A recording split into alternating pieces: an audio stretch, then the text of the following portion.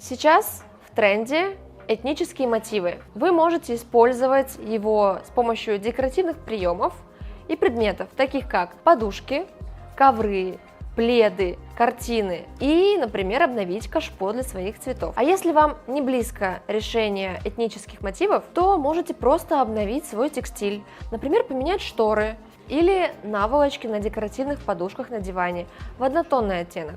Например, вы можете использовать любые оттенки бежевого или серого цвета. Либо, если вам нравятся яркие цвета, можно использовать приглушенный зеленый или красный.